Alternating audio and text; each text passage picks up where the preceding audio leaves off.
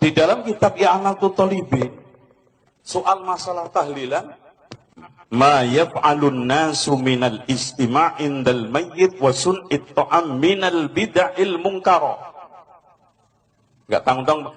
Allati yusabu ala man'iha. Saya terjemahkan. Ya. Apa yang dikerjakan oleh orang ketika ngumpul-ngumpul setelah kematian dan membuat makanan, termasuk bid'ah mungkaroh yang diberi pahala orang yang melarangnya. Saya yakin semua Pak Kiai tahu kitab ini, I'anatul Talibin. Kemudian tadi dari Ustadz Zainal Abidin membicarakan masalah tahlilan. Memang tahlilan ini di dalam kitab I'anatul Talibin, bid'ah mungkaroh, dalam sebagian lain dikatakan bid'ah makruhah. Bid'ah makruhah orang yang memerangi akan mendapatkan pahala. Tapi persoalannya ini sudah menjadi budaya. Yang tahlilan ini di dalam kitab I'anatul Talibin, bid'ah mungkaroh, dalam sebagian lain dikatakan bid'ah makruhah. Bid'ah makruhah orang yang memerangi akan mendapatkan pahala. Tapi persoalannya ini sudah menjadi budaya, sudah menjadi adat, kalau diperangi malah kita yang dimusuhi oleh orang. Padahal kata para ulama di dalam ada seorang ulama dari mazhab Hambali, ada kitab namanya Al-Adabus Syar'iyyah wal Mirahul Mar'iyah, karangannya Ibnu Muflih Al-Maqdisi. Beliau muridnya Syekh Ibnu Taimiyah. Kitab ini diterbitkan oleh pemerintahan Saudi Arabia. Beliau mengatakan la yambaghil khuruj min adatin nas illa fil haram. Tidak sebaiknya keluar dari adat masyarakat selama tidak haram. Tahlil itu selamatan kan tidak haram, hanya makruh. Saya yakin para kiai, termasuk Ki Abdullah Fakih, ketika keluarganya meninggal, beliau juga tahlilan. Itu bukan. Tapi setelah kita membaca buku-buku dari mazhab Syafi'iyah, ternyata para ulama Syafi'iyah mengingkari masalah tahlilan. Lafal-lafal mereka bermacam-macam. Ada lafal mengatakan muhdas, sesuatu yang baru. Ada lafal yang mengatakan bid'atul munkarah, bid'ah yang apa? Mungkar, ya. Dan ini seperti tadi penekanan dari I'anatul Talibin, bahwasanya orang yang melarang akan diberi apa?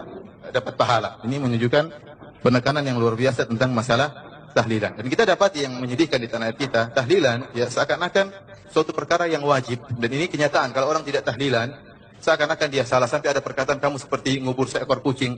Padahal kita tahu Nabi SAW meninggal di zaman beliau sangat banyak. Ada Khadijah radhiyallahu ta'ala anha, putri-putri beliau, putra beliau, para sahabat. Kemudian di zaman Abu Bakar para sahabat. Tidak pun ada dalil bahwasanya mereka bertahlil seperti acara yang ma'ruf. Seperti acara yang kita, ritual yang kita laksanakan di tanah air kita 3 hari, 7 hari.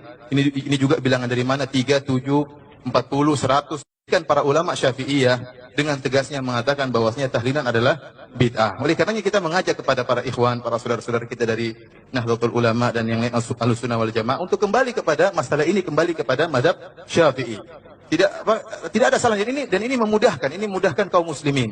Akhirnya kita dapati orang yang tatkala harus tahlilan dia harus mengutang sana, mengutang sini. Sudah terkena musibah, ditimpa lagi dengan musibah, harus apa? Membiayai 1 hari, 2 hari sampai hari ke-7, kemudian hari kesekian. Ini sangat merepotkan. Apalagi saya baca di internet sampai ada yang mencuri kabel gara-gara apa? Untuk mengadakan apa? Tahlilan. Dan ini kenyataan, merepotkan.